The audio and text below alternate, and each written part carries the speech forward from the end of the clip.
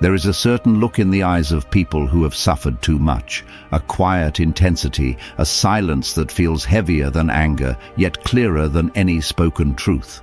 Those who have walked through fire do not return the same, because suffering, when endured, reshapes the inner architecture of the soul. And yet we who study human nature know something the world often forgets. Suffering does not simply break people, it reveals them. As the Stoic researcher Pierre Hadot noted, the task is not to escape suffering, but to use it as a means of transforming the self. This is the essence of those who have endured more than most. Today we walk through 4 traits, 4 quiet marks carved into the spirit of the over-suffered, but these traits are not signs of weakness. They are symbols of a private, unspoken strength that many will never understand. 1. They become masters of emotional restraint, not because they want to, but because life has taken away every other option. When someone has been pushed to the edge over and over, they learn to stop reacting to every sharp word, every small insult, every sudden shift of the world around them. They no longer explode. They no longer panic. They no longer cling. Instead, they grow silent. Dangerously silent. Marcus Aurelius once wrote, "The best revenge is not to be like your enemy." This is the inner code of those who have suffered too much. They know where rage leads. They've seen what uncontrolled emotion can destroy. And so they practice restraint, not to appear noble, but to survive. We too can learn from them. Their silence is not emptiness, it is discipline. Their calmness is not numbness, it is a shield. And their ability to stay composed while chaos erupts around them is not a flaw. It is the result of years spent learning that emotion without mastery only deepens suffering. This is what Epictetus meant when he said, "No man is free who is not master of himself." Those who have suffered too much understand this truth at a bone-deep level. They did not read it, they lived it. 2. They see through people with terrifying clarity. Pain sharpens perception. It strips away illusions. It teaches the mind to observe rather than trust blindly. Those who have suffered too much often develop a cold, piercing insight into human motives. They notice tone, inconsistency, hidden intention.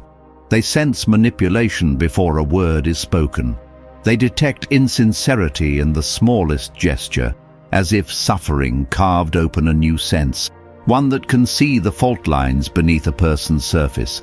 Seneca once stated, "The wounds of the mind are deeper and more hidden than the wounds of the body."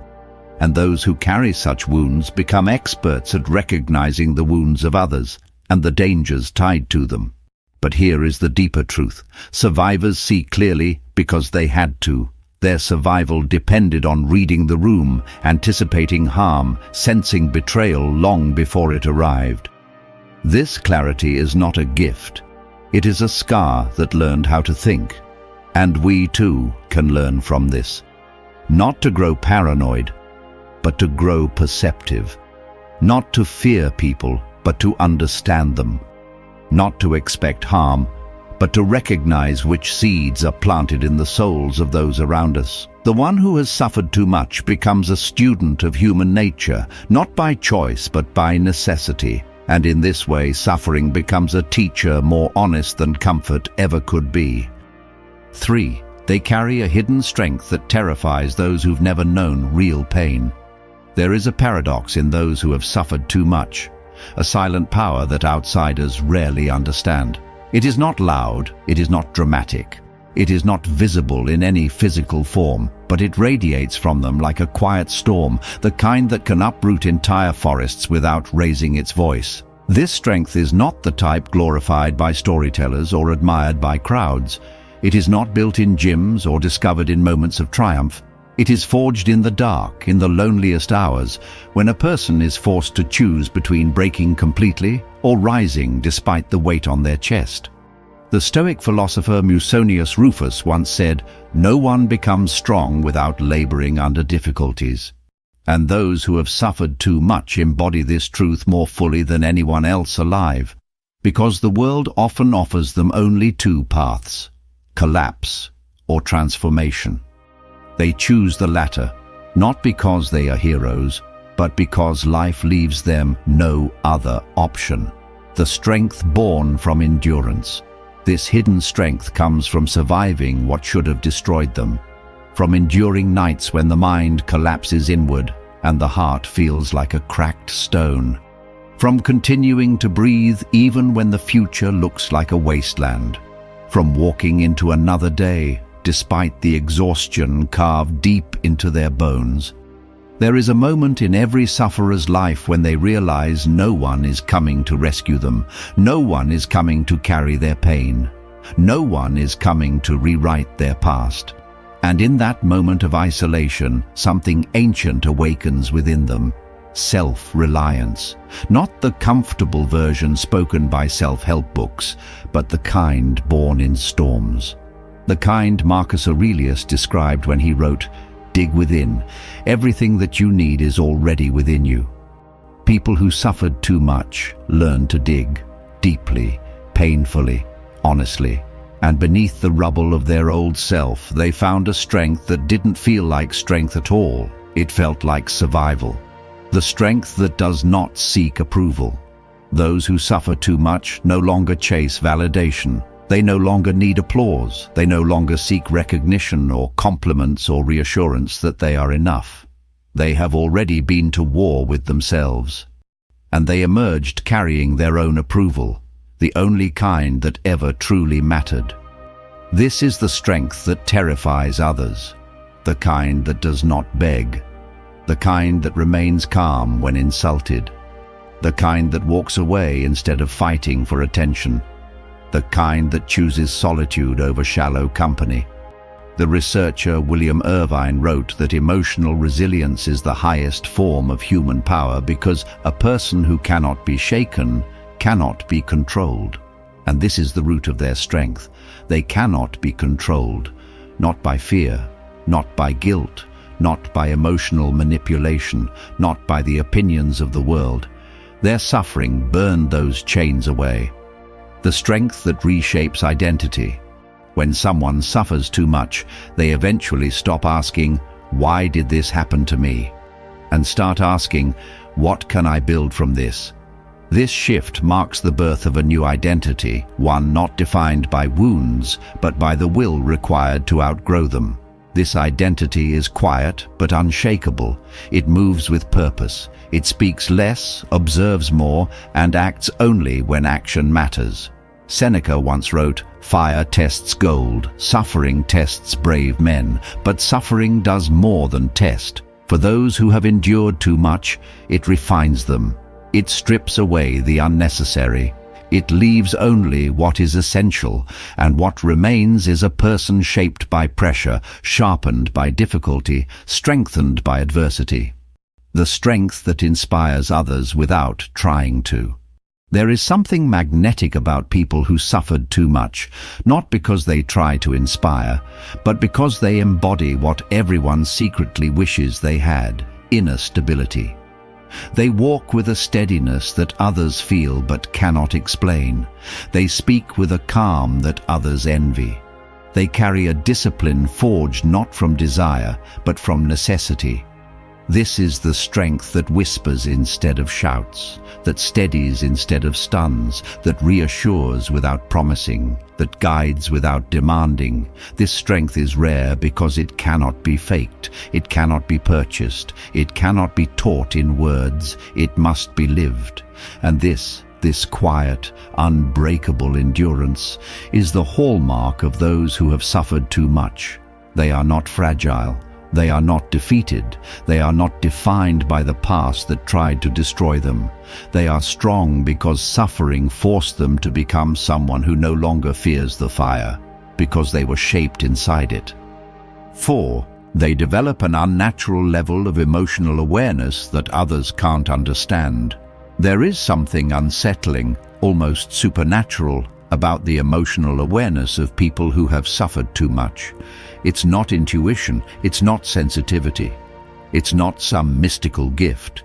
It is the result of years spent navigating environments where one wrong emotional move could lead to chaos. This awareness is not gentle, it is not poetic, it is not romantic, it is survival. When someone grows up in the midst of volatility, whether that volatility came from family, betrayal, loss, manipulation, or abandonment, they learn to read people the way others read street signs. They learn to pick up on danger faster than others even realize there is a threat. They learn to observe micro-expressions, shifts in tone, breathing patterns, pauses, inconsistencies in speech, not because they want to, but because the environment trained them to. Epictetus once said, "Circumstances don't make the man, they reveal him." But for those who have suffered too much, circumstances did both. They revealed who they were, and they forced them to become hyper-aware in order to survive.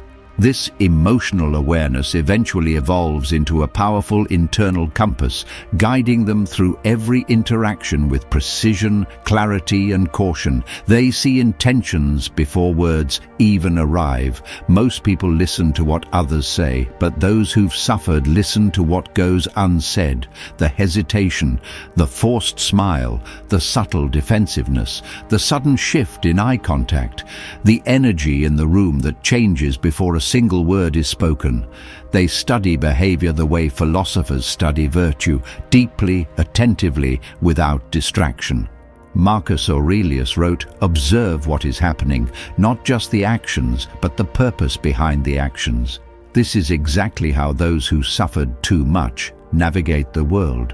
They do not look at behavior alone, they look at motive. They do not react to tone, they analyze intention. They do not get fooled by charm, they look beneath it.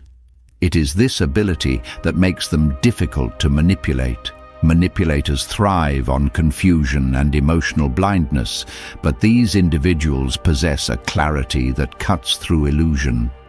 They see masks for what they are. They see selfishness disguised as generosity. They see insecurity hidden behind arrogance. They see danger even when danger is smiling. This awareness becomes both a shield and a sword, protecting them from those who seek to use them and guiding them toward those who are genuine. They understand themselves with brutal honesty. Self-awareness is rare in the modern world, but in those who have suffered deeply, it becomes a necessity. They learned early that ignoring their emotions leads to destruction, so they confront them, not with fear, but with discipline. This discipline is what Stoic researchers often describe as inner governance, the capacity to rule one's own reactions instead of being ruled by them. Through pain they learned what triggers them, what calms them, what drains their energy, what strengthens their mind, what leads them into destructive patterns, and what leads them out. This level of self-understanding gives them a stability that others rarely possess. They do not collapse easily. They do not overreact quickly. They do not fall for emotional manipulation because they already know where their vulnerabilities lie. Pain forced them to map their own inner landscape, and now they walk through it with mastery instead of fear. They know when to stay and when to walk away. Because they understand people deeply and understand themselves deeply, they develop one ability that most people never acquire: the ability to cut people off without guilt, not out of coldness, not out of anger, but out of emotional survival. Seneca once warned, "You must associate with people who lift you up." Those who suffered too much know this instinctively. They will give chances, yes, they will forgive, often, but they will not tolerate a cycle that threatens their peace. Get exclusive content and deeper insights. Join our membership today. Link in the description.